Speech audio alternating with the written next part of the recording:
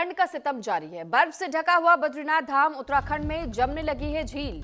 राजस्थान में सर्दी से थोड़ी राहत है तो मध्य प्रदेश के 7 जिलों में शीतलहर है। मौसम विभाग ने ठंड बढ़ने की अभी भी चेतावनी दी है। बर्फ से ढका हुआ बद्रीनाथ धाम दिखाई दिया। उत्तराखंड में इस वक्त कई झीलें भी जमनी शुरू हो चुकी हैं क्योंकि पारा लगातार लुढ़क रहा है। राजस्थान में सर्दी से हालांकि थोड़ी सी राहत देखने को मिली है क्योंकि जैसे जैसे अभी और कुछ दिन बीतेंगे आपको राजस्थान में भी हाड़ कांपने वाली ठंड देखने को मिलेगी, लेकिन इन दिनों थोड़ी सी राहत है। हालांकि मध्य प्रदेश की बात करें तो यहाँ 7 जिलों में शीतलहर का अलर्ट जारी किया गया है। उत्तर भारत के पहाड़ी राज्यों में बर्फबारी देखने को मिल रही है। वहीं उत्तराखंड के चमोली में स्थित बद्रीनाथ धाम में गुरुवार को नवंबर की पहली बर्फबारी हुई और इसके बाद पूरा मंदिर परिसर बर्फ की सफेद चादर से ढक गया। मध्य प्रदेश में शीतलहर का प्रकोप 2 दिनों में अब तक 2 मौतें हो चुकी हैं। तो ठंडी हवाएं कई जगहों पर चल रही है, कुछ जगहों पर गुनगुनी धूप है, वहीं कुछ जगह पर इस वक्त बर्फबारी की शुरुआत हो चुकी है। यानी देश भर में लगातार ठंड का सितम अब बढ़ता जा रहा है।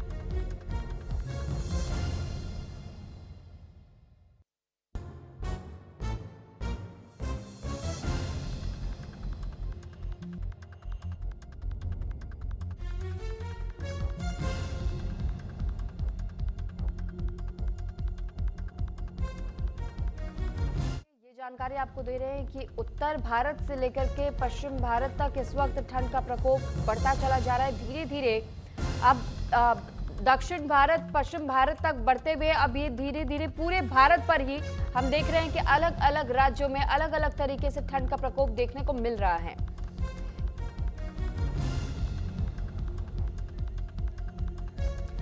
तो विश्वास सैनी हरिद्वार से इस वक्त हमारे साथ जुड़े हुए हैं और साथ ही सुनील सुशीला शर्मा जयपुर से हमारे साथ जुड़ चुके हैं। दीपक छाबड़ा भोपाल से हमारे साथ जुड़े हुए हैं। सबसे पहले दीपक, मैं आपका रुख कर रही हूँ, मध्य प्रदेश में इस वक्त किस तरीके के हालात वहां पर दिखाई दे रहे हैं? कितनी ज्यादा ठंड का सामना लोगों को करना पड़ रहा है? कैसी अलर्ट मौसम विभाग की ओर से? देखिए, पिछले कुछ दिनों से जो है ठंड का असर बढ़ता जा रहा है। उत्तर भारत में जिस तरीके से बर्फबारी हुई थी, बर्फ पिघलना शुरू हुई थी, उसको देखते हुए क्योंकि मध्य प्रदेश देश का हृदय स्थल है, हृदय है देश का, और इसलिए अगर कोई भी मौसम में बदलाव होता है तो मध्य प्रदेश में इसका असर जरूर देखने को मिलता है। और यही कारण है कि मध्य प्रदेश में इन दिनों ठंड बढ़ती जा रही है। करीब 7 जिले जो है ऐसे जहाँ पे ठंड का असर काफी देखा गया। वहीं AQI की जो है लेवल भी बढ़ता जा रहा है। और सबसे अच्छी बात यह है कि मध्य प्रदेश का एक जिला है दमोह, जहाँ पे सबसे कम AQI आया है 110 तो सबसे अच्छी चीज दमोह के लिए थी। लेकिन मध्य प्रदेश में जैसे मालवा की बात करें, निमाड़ अंचल की बात करें, तो यहाँ पे सबसे ज्यादा ठंड देखी जा रही है।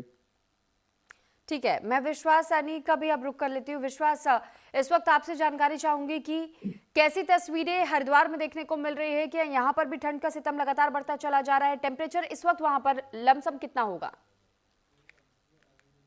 जी हाँ, देखिए सुरभि, मैं आपको बता दूं, जैसे उत्तराखंड में बीते कई दिनों से मौसम जो है वो शुष्क बना हुआ है, जिसके चलते सूखी ठंड पड़ रही है। और देहरादून की हम बात करें तो इस साल नवंबर का जो महीना है वो सूखी ठंड जो पड़ रही है। और सूखी ठंड पड़ने के साथ ही इसमें केवल लोगों की दिनचर्या जो है वो प्रभावित नहीं हो रही है, बल्कि स्वास्थ्य संबंधी जो समस्या है वो भी बढ़ रही है। मौसम विभाग की अगर मैं बात करूं तो देहरादून जैसा जो मैदानी इलाके, हरिद्वार जो मैदानी इलाके हैं, इनमें नवंबर महीने में आमतौर पर 9 मिलीमीटर तक बारिश हो जाती थी, जिससे मौसम में नमी बन जाती थी। लेकिन इस बार बारिश की एक बूंद तक नहीं बरसी है। तो ऐसे में बारिश की कमी के चलते जो वातावरण है उसमें नमी नहीं है और सूखी ठंड जो है उसका असर तेज हो गया है। और जो मौसम विज्ञान है, मौसम विज्ञान की अगर बात करूं तो वैज्ञानिकों के पूर्वानुमान है उसके अनुसार 26 नवंबर तक मौसम जो है वो पूरी तरीके से शुष्क बना रहेगा। तो इसका जो सीधा असर है वो जो दिन और रात का जो तापमान है उसमें जरूर देखा जाएगा, जिससे कि मौसम जो है शुष्क बना रहने से क्या है कि जो ठंड बढ़ेगी, और ठंड बढ़ेगी तो ऐसे में मैदानी इलाकों में कोहरे की मार जरूर देखी जा सकती है और जो लोग हैं वो इस वक्त ठंड का सितम जरूर झेल रहे हैं। जी ठीक है, इस वक्त मनोज सूर्यवंशी भी हमारे साथ फरीदाबाद से जुड़े हैं, लेकिन सबसे पहले सुनील, मैं आपका रुख कर रही हूँ।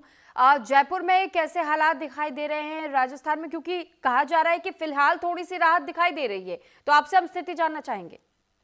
जी हाँ, फिलहाल ठंड से राहत है, पर कहते हैं ना कि ठंड बिल्कुल दबे पांव आ रही है और धीरे धीरे अपना असर दिखा रही है। अगले 5 से 7 दिन के अंदर वही स्थिति होगी जो कि राजस्थान में अक्सर होता है, जैसा कि चूरू जिला यहाँ पर जो है कि वो माइनस के उसमें चला जाता है, माइनस उसमें तापमान चला जाता है। आसपास में जयपुर के पास में एक जोबनेर करके जगह है जहां पर -3 -2 डिग्री होता है।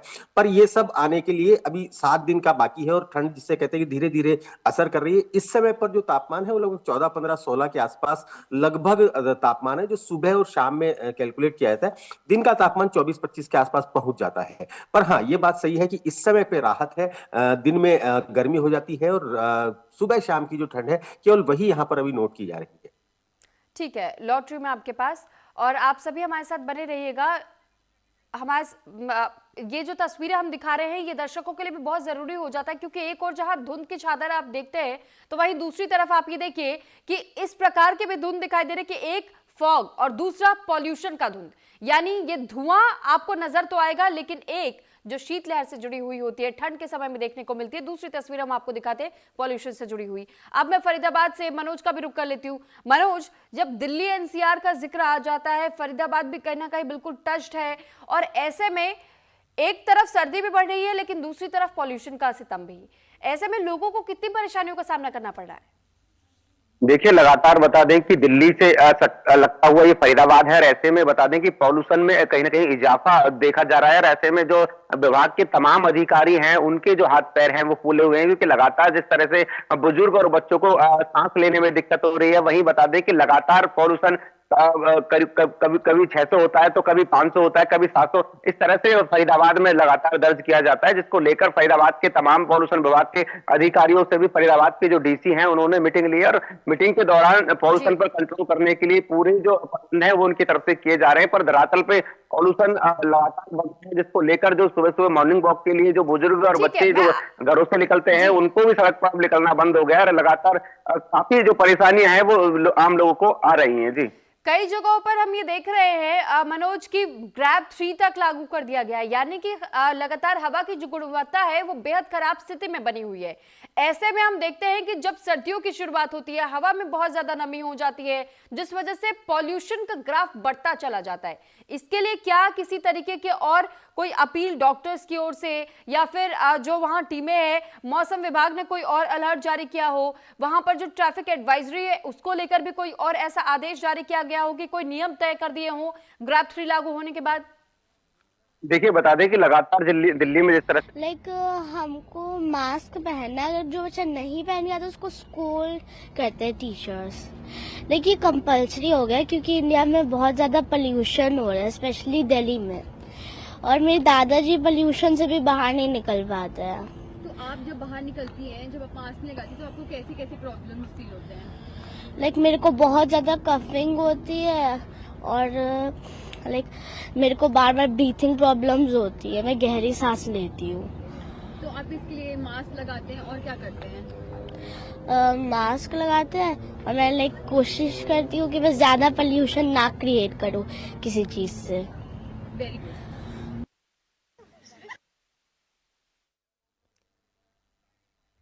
तो लोगों को भी सुन रहे थे आप कि किस तरीके से लोग भी ये बता रहे हैं कि उन्हें वाकई सांस लेने में बहुत ज्यादा दिक्कतों का सामना करना पड़ रहा है। एक बार फिर से मैं मनोज आपका रुख कर रही हूँ, आपकी बात अधूरी रह गई थी, उसे पूरी कर लीजिए। देखिए, लगातार बता दें जिला प्रशासन की तरफ से लोगों को जागरूक किया जा रहा है, साथ ही ट्रैफिक पुलिस की तरफ से भी लोगों को एडवाइजरी जारी की जा रही है। जो पुराने जो व्हीकल हैं उनके भी जो चालान है वो अधिकारियों की तरफ से किए जा रहे हैं और साथ ही लोगों को जागरूक किया जा रहा है कि ज्यादा पॉल्यूशन ना फैलाएं, क्योंकि ऐसे में जो खुले एरिया में जो कूड़ा करकट जलाते हैं जिससे पॉल्यूशन बढ़ता है उन पर भी निगम की जो सख्ती कार्रवाई है वो देखी जा रही है। पर ऐसे में बता दें जो फरीदाबाद की इंडस्ट्री एरिया है जो रात के समय जो पॉल्यूशन फैलाती है, लगातार वो पॉल्यूशन विभाग उन लोगों को भी जो कार्रवाई है उससे जो ठीक है, रात्रि पर। ठीक है, मैं लौट रही हूँ आपके पास। एक बार फिर से मैं दीपक मैं आपका रुख कर रही हूँ।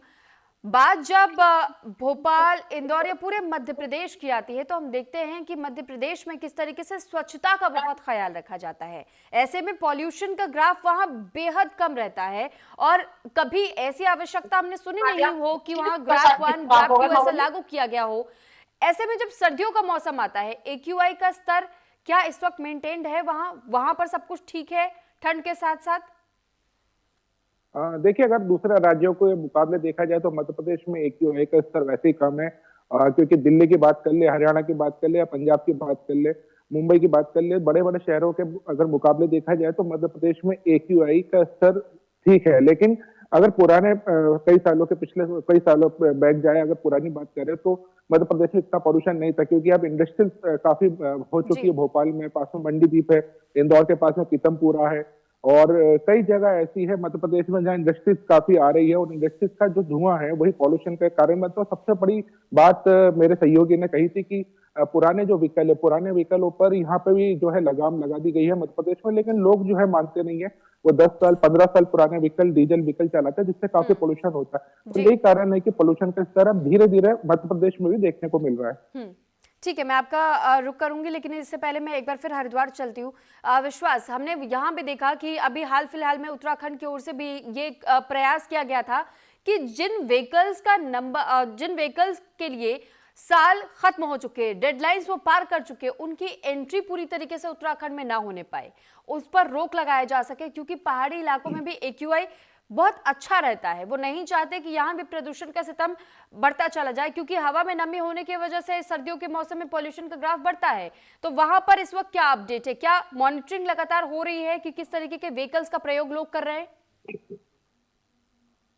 जी हाँ, देखिए सुरभि, मैं आपको बता दूं, जो उत्तराखंड है, उत्तराखंड जो है वो पहाड़ी क्षेत्र है, और अक्सर लोग जो यहाँ पर पहुंचते हैं वो पहाड़ों पर जो धुआं है और जो पॉल्यूशन है उनसे राहत पाने के लिए पहुंचते हैं, क्योंकि यहाँ पर जिस तरह की जो हवा पानी है वो बिल्कुल शुद्ध कही जाती है। तो ऐसे में जो उत्तराखंड सरकार है उसने जरूर ये अपील की थी कि जिस तरह से जो वाहन है, वाहन के जो धुआं निकलता है उसकी और जो शोर गुल जो होता है उससे बचा जा सके, उसको लेकर उत्तराखंड सरकार ने ग्रीन सेस का जो है उसको एक अप्लाई किया है। इसमें मैं आपको बता दूं कि जितने भी बॉर्डर्स है, बॉर्डर्स पे और ये जितने भी टोल हैं, इन पर जरूर एक NPR करके एक जो सिस्टम है वो लगाया गया है, जिससे कि जितने भी वाहन जो है यहाँ पर पहुंचेंगे उनसे ग्रीन सेस लिया जा सके, क्योंकि यहाँ पर उत्तराखंड पहुंचने वाले जितने भी लोग हैं वो यहाँ पर जो शोर शराबे से दूर यहाँ पर छुट्टियां बिताने के लिए पहुंचते हैं। तो ऐसे में उत्तराखंड सरकार मौसम को लेकर, या हम कहें यहाँ के वातावरण को लेकर, जरूर एक कवायद जो है वो जरूर चला रही है। तो ऐसे में जब उत्तराखंड के अंदर सूखी ठंड जो पड़ रही है,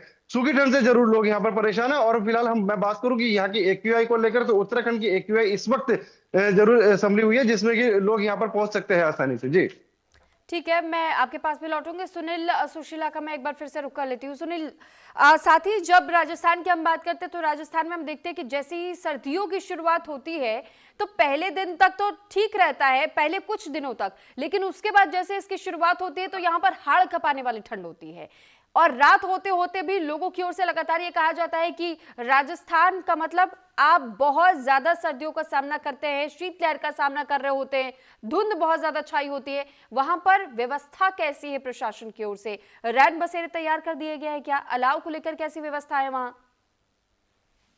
जी हाँ, देखिए राजस्थान में अगर गर्मी बहुत तेज पड़ती है तो उसी प्रकार से सर्दी भी बहुत तेज पड़ती है, और राजस्थान इस चीज के लिए प्रसिद्ध है कि यहाँ दोनों मौसम को और बरसात को भी आप अच्छे से इसका आनंद भी ले सकते हैं, और इसकी जो समस्याएं हैं उन्हें भी झेल सकते हैं। प्रशासन की तरफ से रैन बसेरों की तैयारी पूरी तरीके से है, और जो समाज सेवी संस्थान होते हैं वो लोग भी रात को कंबल बांटने के लिए निकल जाते हैं। दूध के जगह जगह पे अलाव लगा दिए जाते हैं, अलाव भी लगा दिए जाते हैं, जिससे वो लोग जिनके पास घर नहीं है, जिनके पास अपने रैन बसेरे नहीं है, वो इन रैन बसेरों में जाकर अपनी रात गुजार सके, इस ठंड वाली रात को अच्छे से गुजार सके, और जिससे कि वो एक ऐसी सुरक्षित जगह पहुंच जाए जहां से कि वो आराम से अपना रात निकाल सके। लेकिन उसके बावजूद ठंड जो है वो अपना असर छोड़ती नहीं है, ठंड बहुत ज्यादा होती है। AQI की बात करें तो AQI की तरफ भी जयपुर का जो एरिया है, जयपुर जो शहर है, वो धीरे धीरे प्रदूषण की चपेट में आने जा रहा है। जो जिस समय पर कभी 50 से 100 AQI रहा करता था, वो अब 100 से 150, 150 से 200 की तरफ बढ़ रहा है, जो कि एक अलार्मिंग सिचुएशन है, जो कि जयपुर के लिए एक अलार्मिंग सिचुएशन है।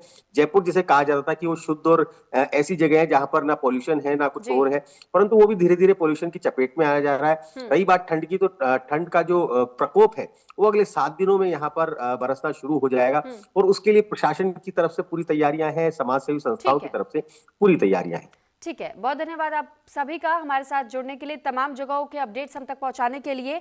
तो ये था किस तरीके के हालात आपको आने वाले दिनों में देखने वाले हैं, क्या कुछ तैयारियां प्रशासन की ओर से की जा रही है, टेम्परेचर में कितना बदलाव, वेदर फॉर्मेट्स में कितना बदलाव, लेकिन तमाम और भी बड़ी खबरों के लिए हमारे साथ बने रहेगा। यहां रुक रहे एक छोटे से ब्रेक के लिए।